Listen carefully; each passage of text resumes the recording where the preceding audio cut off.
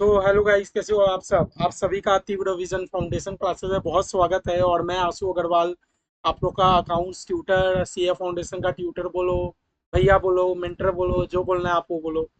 लेकिन देखो, आप लोग को ऐसा लग रहा होगा कि हम लोग चैप्टर वन को बहुत स्लोली स्लोली चल रहे हैं, और मुझे भी ये फील आ रहा है।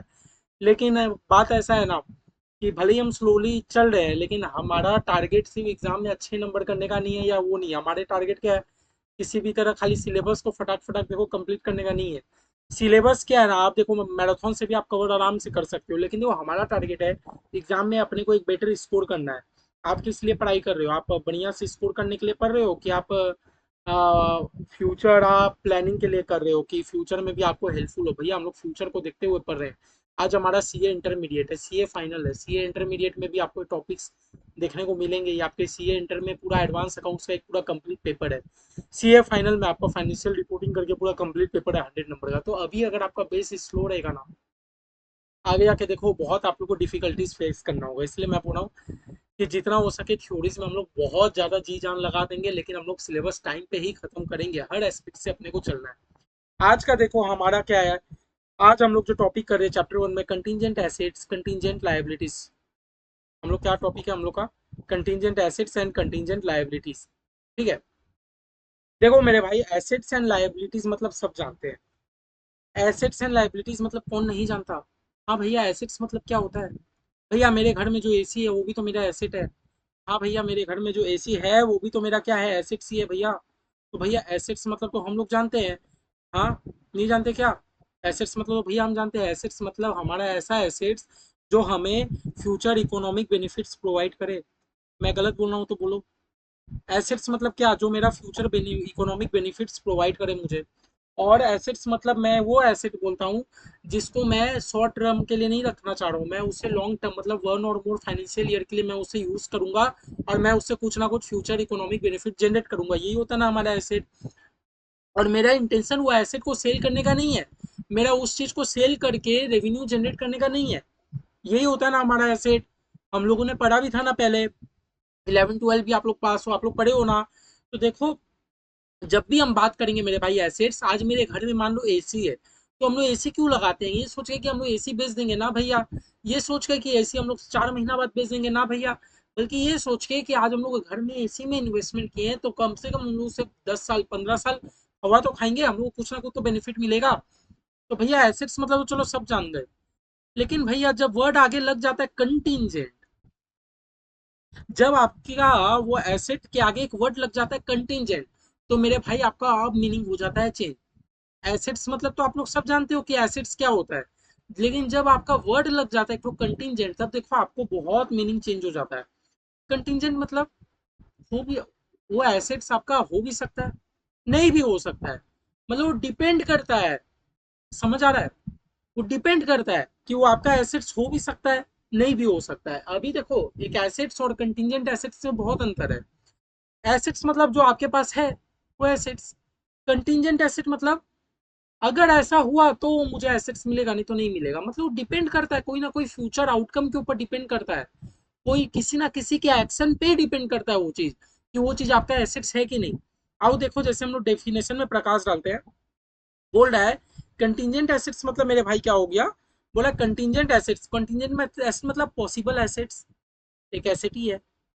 Arises from past event. पहला बात हम लोग क्या पढ़े? Asset, past event. बोल रहा है आपने पास्ट में कुछ हरकत किया होगा, आपने पास्ट में कुछ इवेंट किया था, जिसके कारण आपका एक एसेट राइज हुआ है। पास्ट में आपने कुछ इवेंट किया था, and there existence will be confirmed only after occurrence or non occurrence of one or more uncertain future event। और उसका ऑकरेंस और वो कंफर्म तभी होगा जब फ्यूचर में वो चीज हो भी सकता है, नहीं भी हो सकता है। एक आपका एसेट है, कहां से अराइज हुआ? क्योंकि आपने पास्ट इवेंट कुछ किया था, है ना? और कंफर्म कब होगा? हाँ, ऑकरेंस हो भी सकता है, नॉन ऑकरेंस नहीं भी हो सकता है फ्यूचर इवेंट पे। अगर आप लोग ये 5 वर्ड अगर आप समझ गए तो मेरे भाई आपका कंटिजेंट एसेट आप समझ जा रहे हो। देखो कोई एसेट है, आपने पास्ट में कुछ ऑब्लिगेशन किया था, जैसे मान लो आपने पास्ट में, मान लो मैं एक एग्जांपल दे रहा हूँ, पास्ट में मान लो आपने एक कस्टमर को आपने सामान बेचा था, बेचा था आपने कस्टमर को, ओके। और कस्टमर अगर मेरा रुपया देने में, मान लो कस्टमर मुझे रुपया रिपेमेंट नहीं करता है, तो हम लोग अकाउंटिंग में बचपन में पढ़ते हुए आए हैं कि हम लोग उसका क्या ट्रीटमेंट करते हैं, बैड डेट ट्रीटमेंट कर देते हैं। तो कस्टमर डेटर थे, आपके डेटर से आपको रुपए नहीं मिल रहे थे, तो आपने क्या किया, आपने बुक्स में बैड डेट आपने रिकॉर्ड कर लिया, कर लिया।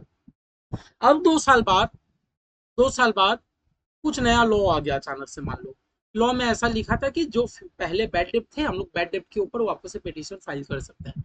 आप कोर्ट में गए, आप केस किए, तो समझ रहे हो, अब क्योंकि ये लॉ आ गया, लॉ आने से एक तो आपका ये हो गया ना कि फ्यूचर में अगर आप केस जीत गए तो आपको वो रुपया मिल जाएगा, अगर नहीं जीते तो रुपया नहीं मिलेगा। बात समझ रहे हो, आपने बैड डेट पहले रिकॉर्ड कर दिया था, आपको पता था भाई मुझे रुपए नहीं मिल रहे, अचानक से कुछ हो गया, आप कोर्ट में केस फाइल करने गए। अब वो आपका एसेट है कि नहीं, वो तो कोर्ट के जजमेंट के ऊपर डिपेंड करता है ना। अब आपको रुपए मिलेंगे कि नहीं मिलेंगे, ये तो आपके कोर्ट के ऊपर, कोर्ट के जजमेंट के ऊपर डिपेंड करता है। तो एक पॉसिबल एसेट है, हाँ भैया पॉसिबल एसेट तो है, क्योंकि मैंने तो उसको सामान बेचा था, मुझे तो रुपए मिलने हैं, पॉसिबल एसेट है। वो एसेट कहाँ से अराइज हुआ, पास्ट इवेंट, हाँ क्योंकि पहले पहले पहले पास्ट इवेंट में आपने उसको सामान बेचा तो था। और वो कंफर्म कब होगा पता है, हाँ, या तो कोर्ट का जजमेंट आ भी सकता है, नहीं भी आ सकता है, मतलब ऑकरेंस हो भी सकता है, नहीं भी हो सकता है। वन और मोर फ्यूचर इवेंट, फ्यूचर में पता चलेगा ना कोर्ट क्या जजमेंट देगा। समझ आया, कंटिजेंट एसेट। वापस से पढ़ो, वापस से, वापस से, वापस से। बहुत पढ़ेंगे मेरे भाई, टेंशन मत। क्या बोल रहा, अरे भाई बोले एक पॉसिबल एसेट है, ध्यान से देखो, एक पॉसिबल एसेट है, arises from past event. Past event से आपका कोई एसेट अराइज हो गया, पास्ट में आपने उसको सामान बेचा था ना, आपका एक एसेट था कि नहीं, and there existence will be confirm. और अब मुझे वो रुपए मिलेंगे कि नहीं, वो कब कंफर्म होगा, ओनली आफ्टर ऑकरेंस और नॉन ऑकरेंस ऑफ वन और मोर अनसर्टेन फ्यूचर इवेंट। फ्यूचर में, फ्यूचर तो अनसर्टेन है, हम लोग देखे थोड़ी है कि कोर्ट मेरे फेवर पे जजमेंट देगा कि नहीं देगा, लेकिन वो डिपेंड करता है कि कोर्ट अगर फ्यूचर में मेरे मेरे साइड होकर अगर कोर्ट जजमेंट देता है तो मेरा एसेट है, अगर नहीं है तो नहीं है। समझ आया। तो एसेट मतलब हम लोग सबको पता है, एसेट्स मतलब ऐसा एसेट जो मेरा फ्यूचर इकोनॉमिक बेनिफिट मुझे दे। अब जब वर्ड लग जाता है कंटिजेंट, कंटिजेंट मतलब क्या हो गया मेरे भाई, कि वो एसेट तो है लेकिन आपको नहीं पता, आपको नहीं पता कि वो फ्यूचर, कि आपको नहीं, मतलब आप श्योर ही नहीं हो ना, क्योंकि आप तो ऑलरेडी लॉस मान मान चुके थे। अब कोर्ट में केस फाइल होगा, कोर्ट जजमेंट देगा कि नहीं, मतलब आप एक तरीके से पूरे कंटिजेंट, तो आपको नहीं पता क्या होने वाला है। बस आपको इतना पता है कि भाई मैंने पास्ट इवेंट में कुछ तो किया था, और एक पॉसिबल एसेट तो है, मेरा एसेट मिलना तो चाहिए। पास्ट इवेंट था ऐसा, पास्ट में मैंने उसको सामान बेचा था, जिससे मेरा एक पॉसिबल एसेट क्रिएट तो हुआ है, लेकिन उसका एग्जिस्टेंस कब कंफर्म होगा, फ्यूचर अनसर्टेन इवेंट, अनसर्टेन, किसी को नहीं पता कि फ्यूचर में कोर्ट किसके खिलाफ जाके, किसके अगेंस्ट, किसके फॉर में कोर्ट जजमेंट देगा, किसी को नहीं पता ना। तो वो ऐसा एसेट हो जाता है मेरा कंटिजेंट एसेट। अब मेरे भाई एक बात बताओ, अगर ऐसा कंटिजेंट एसेट होता है, हाँ ठीक है चलो, आप कंटिजेंट एसेट मतलब समझ गए ना, फिर हम लोग आपको मैं आगे बताता हूँ, अभी हम लोग फिर पढ़ेंगे। जो कंटिजेंट लाइबिलिटी क्या बोलता है, कंटिजेंट लाइबिलिटी ऐसी ही आपको कुछ बात बोलता है, एक पॉसिबल ऑब्लिगेशन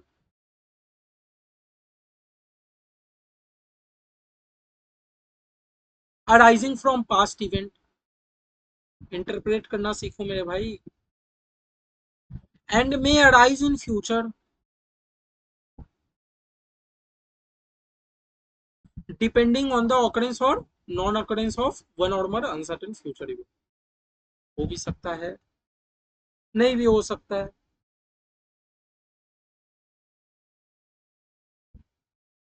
देखो कंटीजेंट लाइबिलिटी क्या बोला, देखो लाइबिलिटी मतलब तो सबको पता है कि भैया कर्जा मैंने कोई पार्टी से खरीद लिया और उसको पेमेंट नहीं किया, इसका मतलब वो मेरा लाइबिलिटी होता है, आप सबको पता ही होगा। कंटीजेंट लाइबिलिटी क्या हो जाता है, कि भैया आज के दिन में आपका तो ऑब्लिगेशन है, आज के दिन में तो आपको ऑब्लिगेशन है, मैंने क्या किया, मैंने तो सबको एसी बेच दिया, ये बोल के कि भाई एसी, एसी में सो, मस्त ठंडक पाओ। लेकिन अब मेरा एसी भाई ठंडा हवा नहीं दे रहा कोई कस्टमर को, समझ रहे हो? मैं हूँ एसी का कंपनी, एसी का बिजनेस रन करता हूँ, एसी का कंपनी मैं कैसे हो सकता?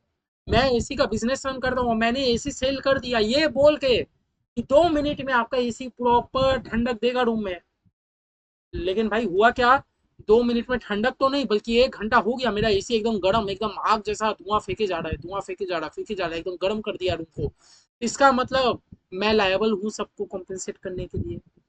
प्रेजेंट में मुझे सबको कॉम्पेंसेट करना पड़ेगा कि नहीं, ये बताओ? करना तो पड़ेगा। इसका मतलब भैया प्रेजेंट में तो ऑब्लिगेशन आ चुका है, प्रेजेंट में तो ऑब्लिगेशन आ चुका है, आपको सबको कॉम्पेंसेट तो करना पड़ेगा।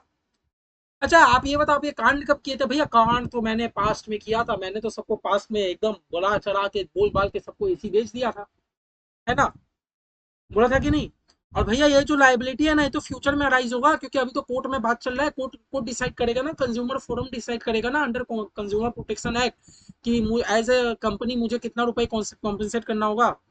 और भैया ऑकरेंस और non occurrence of future event वही वही एकदम, मतलब मैं कंटिजेंट हूँ, मुझे नहीं पता कि मेरा लायबिलिटी कितना है, फ्यूचर में हो भी सकता है, कोर्ट किस बेस में जजमेंट देगा मुझे नहीं पता, समझ रहे हो?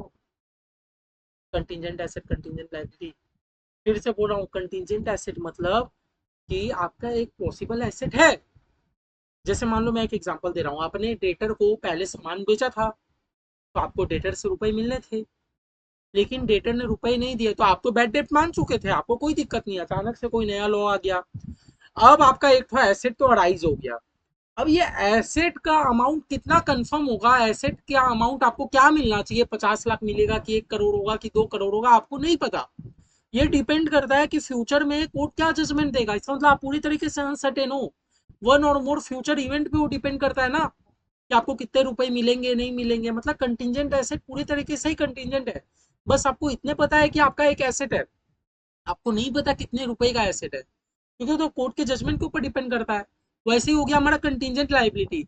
आप एक एसी का बिजनेस रन करते हो, आपने पास्ट में एकदम लंबा चौड़ा बढ़ा चढ़ा के सबको एसी सेल कर दिया, ये बोल के कि भाई एसी ले जाओ, 2 मिनट में आपको एसी प्रॉपर ठंडक देगा। लेकिन 2 मिनट में ठंडक तो नहीं दिया, उल्टा 20 मिनट में इतना गर्म कर दिया रूम कि लोग, मतलब समझ रहे हो, लोग को तरह तरह की बीमारियां हो जा रही है। अब सब लोग जा रहे हैं कोर्ट में, जब कोर्ट में जा रहे हैं तो आज के दिन में आपका प्रेजेंट ऑब्लिगेशन है कि नहीं? हाँ भैया आज के दिन में तो ऑब्लिगेशन है। सबके जिम्मेदार कौन? आप। एसी कौन बेचा? आप। अच्छा, पास्ट इवेंट ऐसा गंदा हरकत आपने किया कब था भैया? पास्ट इवेंट में मैंने किया था, सबको झूठ बोल के एसी बेचा था, मतलब प्रेजेंट ऑब्लिगेशन है। तो हाँ, कहाँ से आया प्रेजेंट ऑब्लिगेशन? क्योंकि पास्ट पहले आपने कुछ ऐसा हरकत किया था, आपने आप पहले झूठ बोल के एसी बेचा था, जिसके कारण आज आप लायबल हो। लेकिन आप कितना लायबल हो ये तो आपको नहीं पता ना, तो अमाउंट तो नहीं पता कि कितना आपको कॉम्पेंसेट करना हो, तो कंज्यूमर प्रोटेक्शन एक्ट में केस जाएगा, वहां से कंज्यूमर फोरम में जाएगा, बहुत लंबा प्रोसेस है, आपको तो नहीं पता, मतलब सब चीज फ्यूचर अनसर्टेन इवेंट के ऊपर डिपेंड है।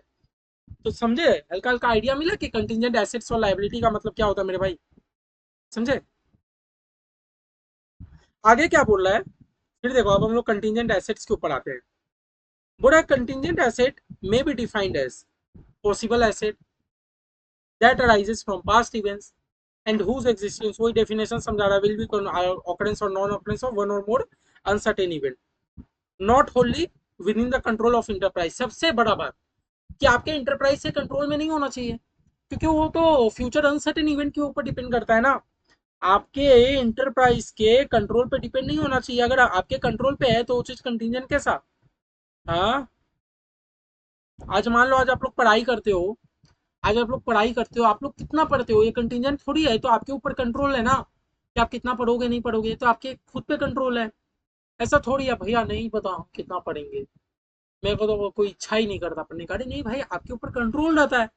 तो जो चीज इंटरप्राइज के कंट्रोल पे नहीं है वो चीज फ्यूचर अनसर्टेन इवेंट के ऊपर डिपेंड करता है, समझ आ रहा है? सबसे इंपॉर्टेंट मतलब है ये कि not with in the control of the enterprise, हमारा कंटिजेंट एसेट वही एसेट होगा जो हमारे इंटरप्राइज के कंट्रोल में नहीं होगा। क्यों? वो तो फ्यूचर अनसर्टेन इवेंट पे डिपेंड करता है ना, वो मेरा एसेट बनेगा कि नहीं बनेगा। ठीक है, आगे क्या बोलता है मेरे भाई? It usually arises from unplanned और अनएक्सपेक्टेड इवेंट हाँ, ये एकदम अनप्लान अनएक्सपेक्टेड होता है। आप तो उसको बैड डेट मान चुके थे, याद है मैं आपको एग्जांपल दिया था अभी थोड़ा देर पहले। आप तो अपना ऑडिटर को बैड डेट मान चुके थे, अचानक से एक नया लॉ आया, अनएक्सपेक्टेड एक ऐसा इवेंट हो गया, है ना, that give rise to a possibility.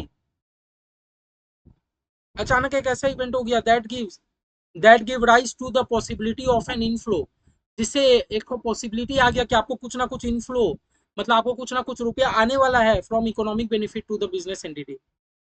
समझ आ रही है? For example, a claim that an enterprise is pursuing through legal process where outcome is uncertain is a contingent asset। Example क्या बोला, एक क्लेम, हमारा इंटरप्राइज ना लीगल प्रोसेस के थ्रू एक क्लेम फाइल किया था। वही जैसे मतलब बहुत आसपास का एग्जाम्पल है जो मैंने आपको डेटेड वाला दिया था। हमारा इंटरप्राइज, हमारा बिजनेस लीगल प्रोसेस लॉयर के थ्रू, पूरा एकदम कानूनी व्यवस्था के थ्रू एक क्लेम फाइल किया, जिसमें आउटकम इज अनसर्टेन। उसका आउटकम आपको नहीं पता। आपने क्लेम तो फाइल कर दिया कि भैया मुझे 50 लाख तो मिलना चाहिए, अब उसका रिजल्ट क्या आएगा आपको नहीं पता। नहीं आएगा ना, तो एक तरीके से आपका कंटिजेंट एसेट है ना, आपको मिलेगा कि नहीं मिलेगा, कितना एसेट होगा, क्या वैल्यू होगा, सब कुछ फ्यूचर अनसर्टेन इवेंट के ऊपर डिपेंड करता है। समझ आई? आगे क्या बोलता है, as per the concept of prudence. क्योंकि देखो हम लोग प्रूडेंस कॉन्सेप्ट के हिसाब से चलते हैं, प्रूडेंस सब भूल गए हो, झूठ मत बोलो।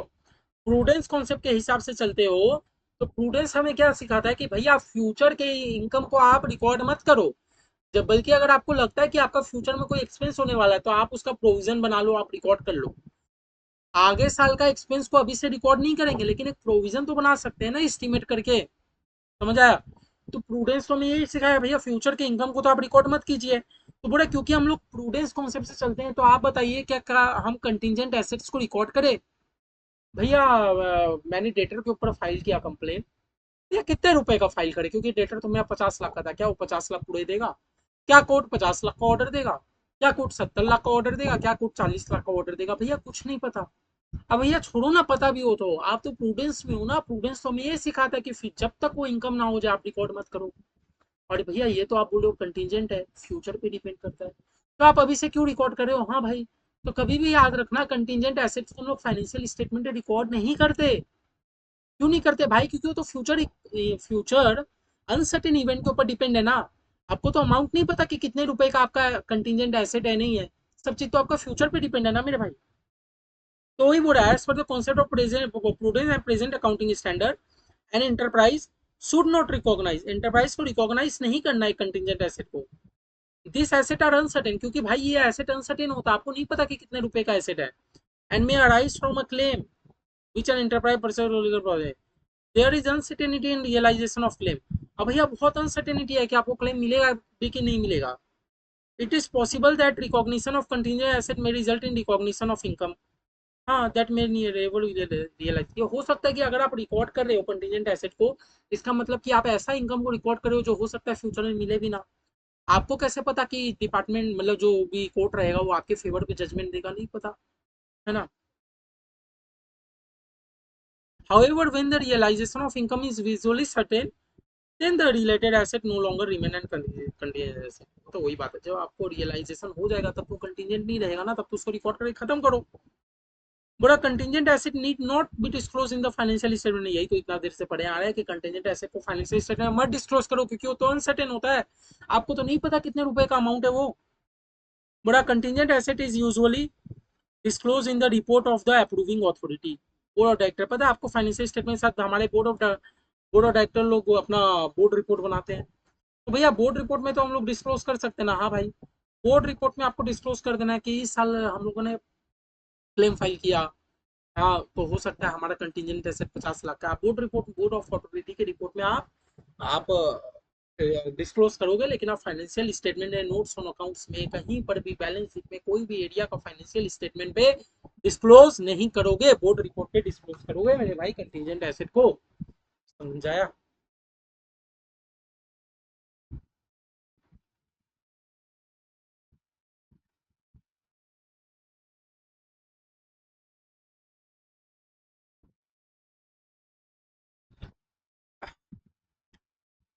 बुझे चो? वैसे ही देखो भाई मेरे कंटिजेंट लाइबिलिटीज, कंटिजेंट लाइबिलिटी क्या बोलता है? राइटिंग मेरा बहुत खराब हो रहा है, देखो सीधा वो भी नहीं था।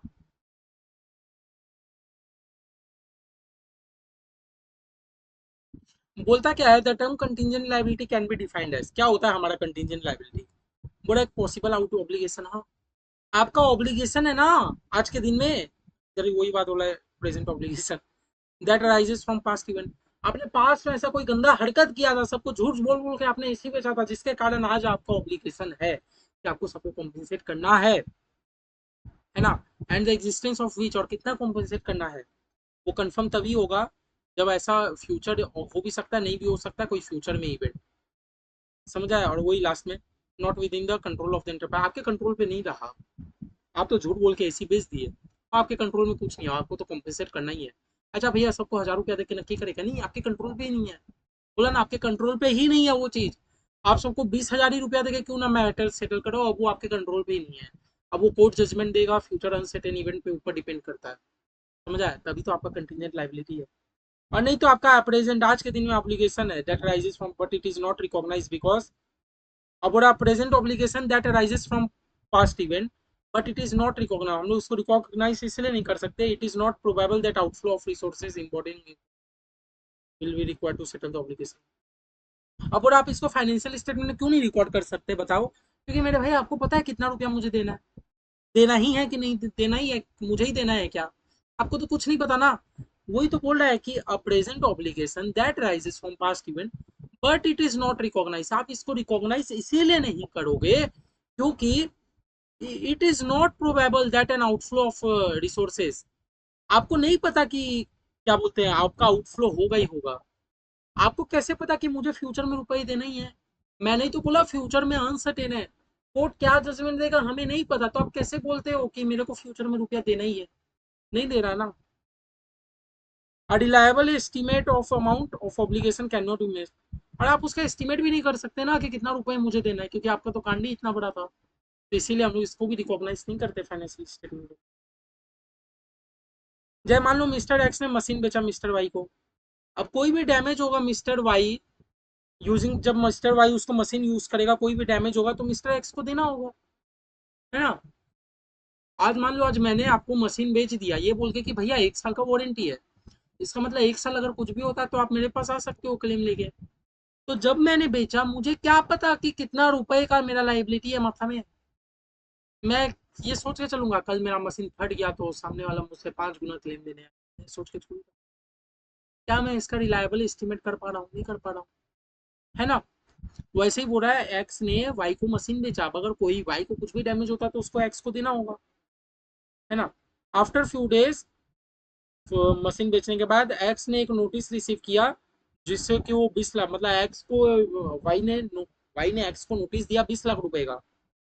The notice mention that a worker met with an accident, अच्छा, नोटिस में ये लिखा था कि भाई मेरे वर्कर ने तो एक्सीडेंट, मेरे वर्कर का तो एक्सीडेंट हो गया आपके मशीन को यूज करके, तो एक्स को तो देना पड़ेगा। The receipt of the notice does not suggest that Mr. Relax is liable to pay the amount, although this need to be investigated and confirmed। तो बड़ा नोटिस में कहा लिखा था कि मिस्टर एक्स ही लायबल है, मिस्टर एक्स ही liable है। Mister x बोलेगा भाई मैंने तो आपको मशीन भेज दिया, तो अब ये मैटर बढ़ेगा, पुलिस स्टेशन जाएगा, कोर्ट में जाएगा, कोर्ट में कंफर्म करेगा कि नहीं भाई किसका गलती था किसका नहीं था। लेकिन मिस्टर एक्स के लिए तो एक प्रेजेंट ऑब्लिगेशन हो गया कि भाई मुझे फ्यूचर में देना पड़ सकता है, मतलब एक तरीके से लायबिलिटी तो है लेकिन वो कंटिजेंट है। एज अ मिस्टर एक्स उसके लिए एक लायबिलिटी तो है क्योंकि मशीन तो उसी ने बेचा था। हो सकता है कोर्ट उसके फेवर में जजमेंट दे या तो कोर्ट इसके फेवर में जजमेंट दे, कुछ भी हो सकता है। लेकिन एज अ मिस्टर एक्स एक तो उसके लिए आज के दिन में एक ऑब्लिगेशन तो क्रिएट हो गया ना, ऑब्लिगेशन तो आ गया ना, मतलब एक तरीके से लायबिलिटी तो है लेकिन वो कंटिजेंट है जो कि डिपेंड करता है मेरे फ्यूचर फ्यूचर इवेंट पे, समझा। Although the receipt of notice result into an event, ठीक है। बड़ा अनदर एग्जांपल हम लोग लेते हैं, एज्यूम करो मिस्टर ए बी सेल का to customer, mister A B अपने कस्टमर को गाड़ी बेच रहा है।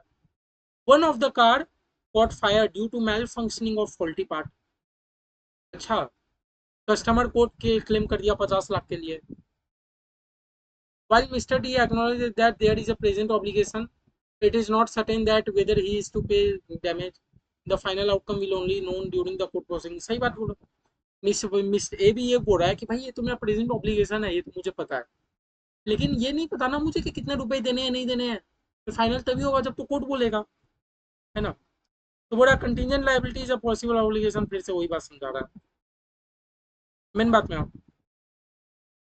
बोला है कि enterprise should not recognise as contingent liability in balance sheet. हाँ भाई, आप बैलेंस शीट में कैसे लिखोगे कंटीजेंट लायबिलिटी, कितने का लिखा हुआ है, 20 लाख 30 लाख 40 लाख, आपको तो पता ही नहीं ना कितना डैमेज देना है। एक समझ रहे हो, एक गाड़ी आप बेचे हो, गाड़ी से एक गाड़ी फट के एक आदमी का मौत हो जा रहा है, वो आदमी का मौत को आप कोई रुपया से तोल पाओगे? अभी ऐसा करेंट 20 लाख है कि 30 लाख है कि 40 लाख है, नहीं तोल पाएंगे। तो भैया ये तो कंफर्म होगा जब कोर्ट कुछ बोलेगा। मतलब कोर्ट कब बोलेगा भैया मुझे तो नहीं पता, मतलब एक फ्यूचर अनसर्टेन इवेंट के ऊपर ये डिपेंड करता है। और आपका आउटकम तो होने वाला है, इतना तो आप श्योर हो। और आपका प्रेजेंट ऑब्लिगेशन भी था, समझ आ रहा? लेकिन कितने रुपए से होने वाला है भैया ये तो आपको नहीं पता, तो इसीलिए हम लोग इसको बैलेंस शीट में लिख तो नहीं सकते कि भैया बैलेंस शीट में कुछ भी रुपए लिख देंगे तो बैलेंस शीट हमारा मैच नहीं करेगा ना। समझ आ रही है? But however it is required to be disclose in the notes on account, पर बोल रहे हैं आप उसको नोट्स ऑन अकाउंट से डिस्क्लोज कर सकते हो। जैसे जो कंटीजेंट एसेट था, कंटीजेंट एसेट तो एक तरीके से प्रूडेंस का आपका कॉन्सेप्ट हो गया कि आप फ्यूचर के इनकम को रिकॉर्ड ही मत करो, तो भैया हम लोग उसको नोट्स में भी नहीं दिखा रहे थे। हम लोग बोले अगर आपको दिखाना ही है, क्यों, देखो आज नोट से दिखाने से क्या हो जाएगा, आप तो लंबा चौड़ा नोट्स में लिख दोगे कि मेरा 5 करोड़ का कंटीजेंट एसेट। आज आपके कोई भी शेयर होल्डर लोग या आपके यूजर्स लोग अगर आपके फाइनेंशियल स्टेटमेंट पढ़ेंगे तो एक तो गलत इंपैक्ट जाएगा, क्योंकि उससे आप लोग उसके नज़र में फिर आपकी कंपनी अच्छी अच्छी होती जाएगी, भले ही आपकी कंपनी बहुत खराब हो, है ना। क्योंकि आप नोट्स में लिख के रखे हो, इसीलिए लॉ ने बड़ा सोच समझ के बनाया है, रूल लॉ पॉलिसी जो भी है, कि कंटीजेंट एसेट को तो आप नोट्स में भी नहीं दिखा सकते। आपको दिखाना है तो आप बैलेंस मतलब बोर्ड रिपोर्ट में दिखा दो, जो डायरेक्टर लोग का बोर्ड रिपोर्ट बनता है। जबकि कंटीजेंट लाइबिलिटी को आप बैलेंस शीट में तो नहीं लिख सकते, क्योंकि भैया अमाउंट तो नहीं पता, लेकिन नोट्स ऑन अकाउंट्स में तो आप डिस्क्लोज कर सकते हो, ये बात बोला। समझ आया कंटीजेंट एसेट्स कंटीजेंट लाइबिलिटीज? तो समझ ही गए होगे कंटीजेंट एसेट्स कंटीजेंट लाइबिलिटीज मेरे भाई। अब आओ प्रोविजन का मतलब आपको समझाता हूँ,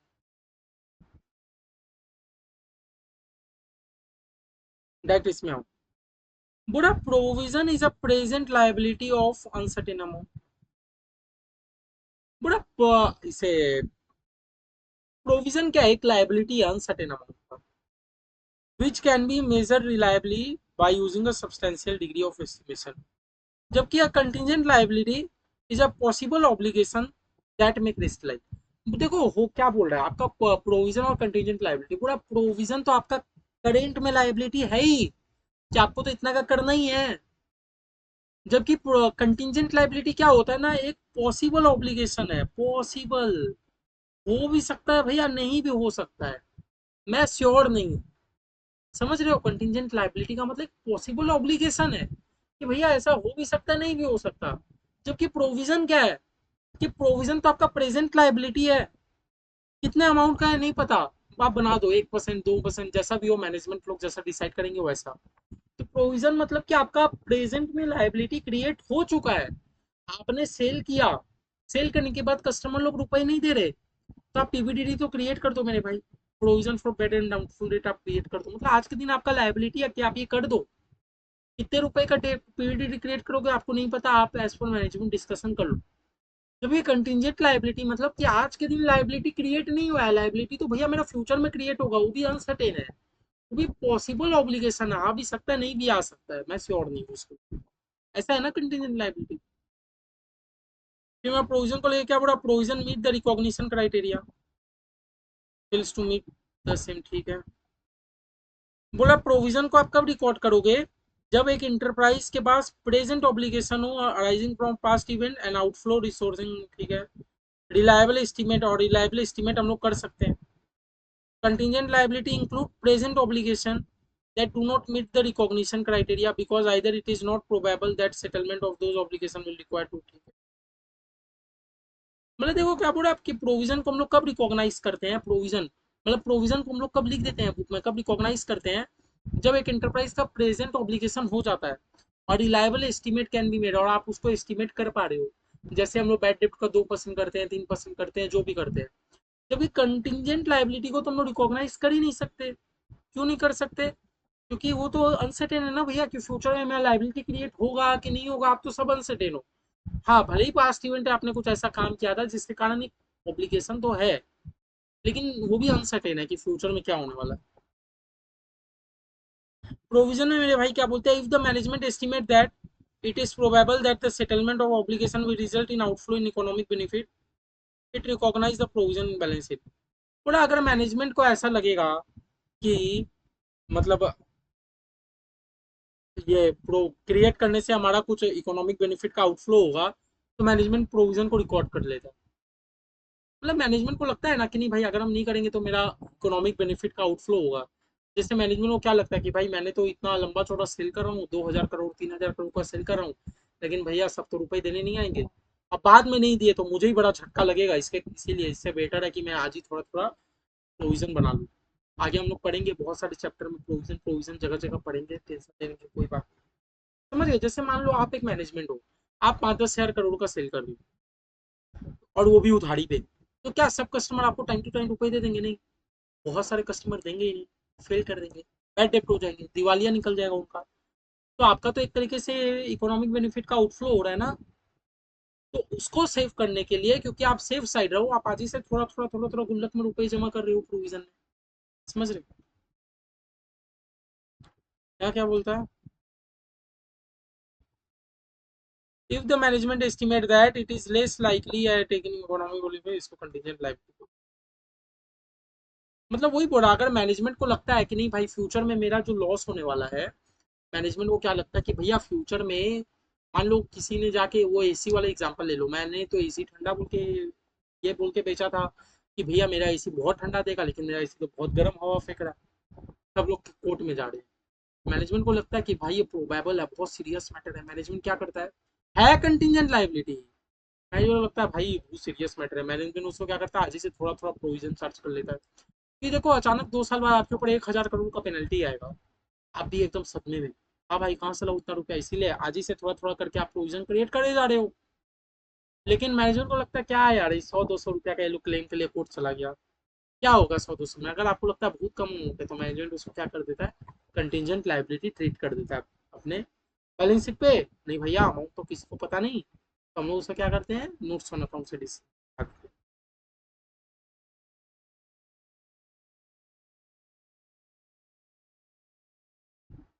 पढ़ लेना एक बार नीचे का पैरा के साथ। खत्म। खत्म मेरे भाई। और लोग ये पढ़ते हैं बड़ा, contingent liability need not be disclose in the financial statement. सही बात है क्या भैया? फाइनेंशियल स्टेटमेंट में हम पूरा बहुत सारा चीज आता है, देखो जैसे balance sheet, PL, notes to account, अच्छा याद रखना ही है, cash flow, statement of changes in equity.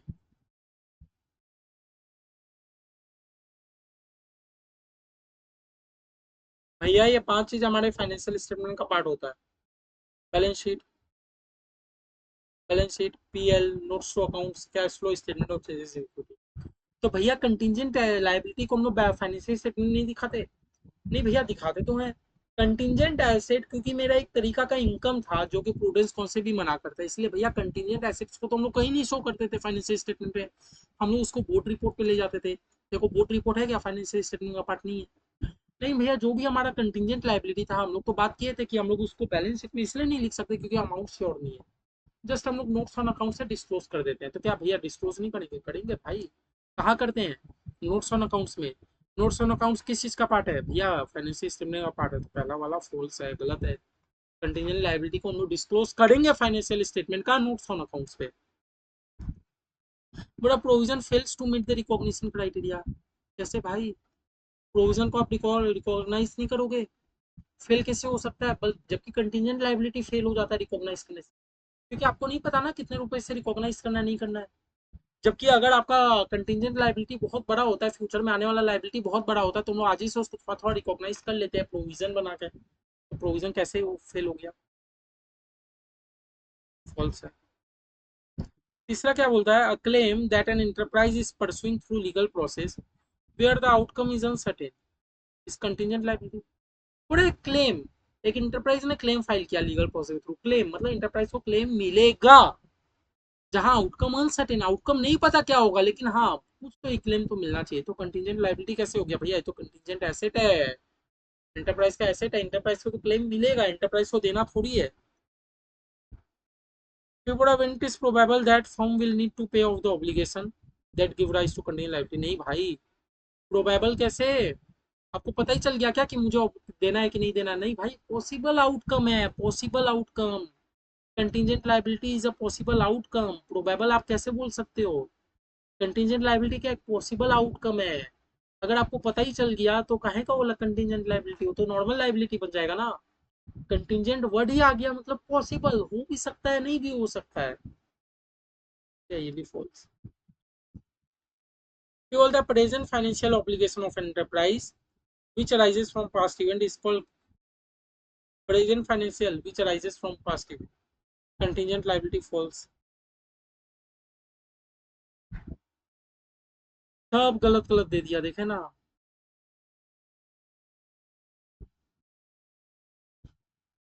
आज के दिन में फाइनेंशियल ऑब्लिगेशन आ गया है तो वो हमारा कंटिजेंट लायबिलिटी नहीं होता।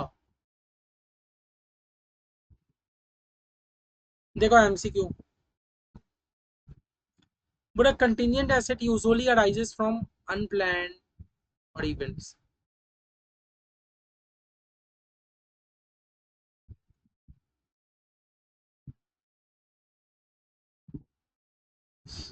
but a contingent asset usually arises from unplanned unexpected। हाँ, कंटिजेंट एसेट आपका अनप्लान अनएक्सपेक्टेड इवेंट रहता है। याद है मैंने बोला था अचानक से एक लॉ निकल गया जो बोल रहा है सारे डेटर के ऊपर केस फाइल कर, एकदम अनप्लान है।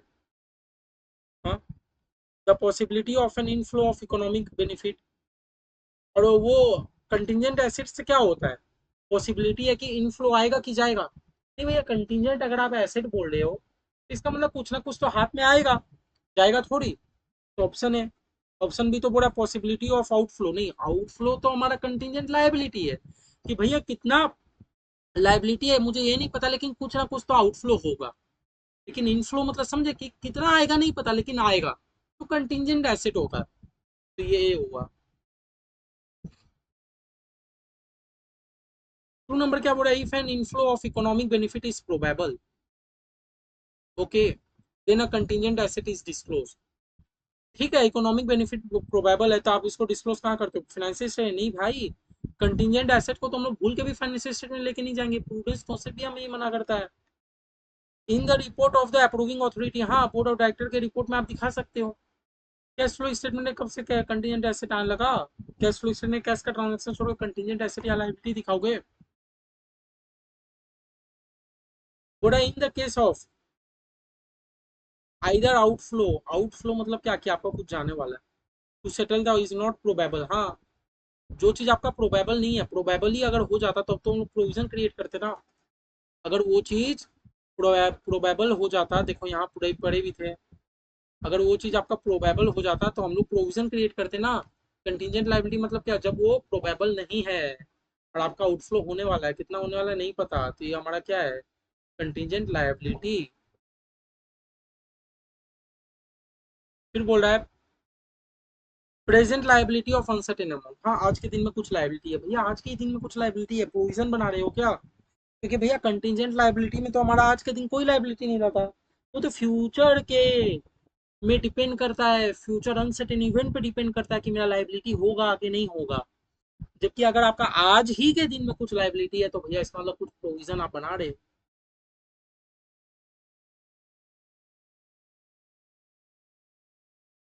बोला in the financial statement contingent liability is recognise. हाँ, कंटीजेंट लायबिलिटी को डुबा देते हैं फाइनेंशियल स्टेटमेंट है। हाँ, नहीं भैया, नहीं रिकॉग्नाइज करते हैं ऐसे तो, नहीं करते। डिफ्रेंशिएट तो ठीक है मेरे भाई, देखो यहाँ तो चैप्टर खत्म। एक चीज मुझे लगता है पढ़ा देना चाहिए आपको, मैंने बोला रीड कर लेना, कंटीजेंट लायबिलिटी एंड लायबिलिटी का मतलब क्या होता है। देखो बोला the distinction between a liability and a contingent liability is generally based on judgment of the management. देखो एक्चुअली होता क्या है, हमारा एक लाइबिलिटी भी होता है, कंटीजेंट होता है। अब आपको डिसाइड करना है ना कि वो लाइबिलिटी कंटीजेंट लाइबिलिटी है कि नहीं। ये मैं कैसे बताऊंगा कि आपको कंटीजेंट लाइबिलिटी है कि नहीं है? आपका आपको देखो, आपका बहुत सारा कर्जा है, आपको बहुत जन को रुपए देने हैं, लेकिन उसमें से कितनों को आप दोगे नहीं दोगे, कौन कितना ओरिजिनल लाइबिलिटी है, कितना आपका कंटीजेंट लाइबिलिटी, तो आपका मैनेजमेंट ही बैठ डिस्कस करेगा ना, ये हम थोड़ी बता पाएंगे। A liability is defined as the present obligation of an enterprise. Liability क्या है? आपका आज के दिन कुछ ऑब्लिगेशन है which arises from past event. Past event किया था, आज के दिन में कुछ ऑब्लिगेशन है, ठीक है। Settlement result in outflow from enterprise, हाँ अगर लाइबिलिटी जब भी आप पेमेंट करोगे तो आउटफ्लो ही होगा। On the other hand, in case of contingent liability outer outflow to settle is not probable. जबकि कंटिजेंट लाइबिलिटी के केस में आपका कितना आउटफ्लो होना आपको तो पता ही नहीं है ना। जबकि सिर्फ लाइबिलिटी के केस में आपको तो ये पता है कि कितना मेरा लाइबिलिटी और आज के दिन ही ऑब्लिगेशन है आपका। जबकि कंटिजेंट लाइबिलिटी के केस में आप तो प्रोबेबल नहीं हो ना, आप तो माप नहीं पा रहे हो ना कि मेरा कितना रुपए का लाइबिलिटी है, समझे। लाइबिलिटी मतलब प्रेजेंट में ऑब्लिगेशन है, आज के दिन आपको 10,000 देना है तो देना है।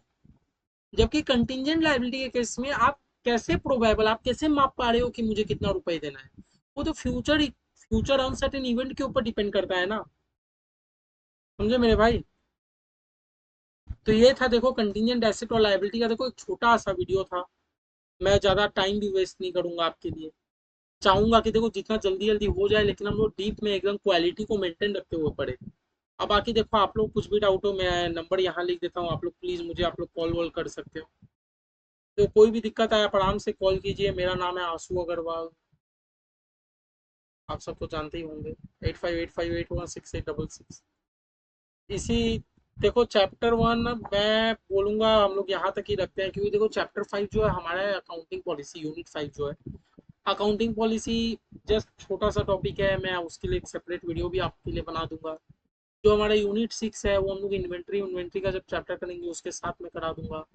यूनिट 7 जो है ए एस इंडिया, वो एकदम शॉर्ट वीडियो में आपको समझा दूंगा। मतलब मोटा मोटी हम लोग का चैप्टर 1 खत्म हो चुका है। इसके बाद आप लोग फटाक फटाक एकदम पोस्ट पोस्ट धक्का धक्का धक्का धक्का स्किप करते करते करते करते आप जल्दी चैप्टर 2 पे पहुंचिए। चैप्टर 1 मोटा मोटी हमारा कंप्लीट हो चुका है। अब बस मैं मैराथन लूंगा, आप लोग के सब कुछ कंप्लीट करा दूंगा। तो चलिए आज का क्लास यहीं तक रखते हैं, क्योंकि देखो छोटा सा टॉपिक था, बहुत इजी टॉपिक था। आप इसको 2 बार पढ़ोगे तो पूरा माइंड में एकदम क्रिस्टल क्लियर बैठ जाएगा, ठीक है। जय श्री श्याम, अलविदा, good night, thank you, take care, bye, अच्छे से पढ़ाई करो।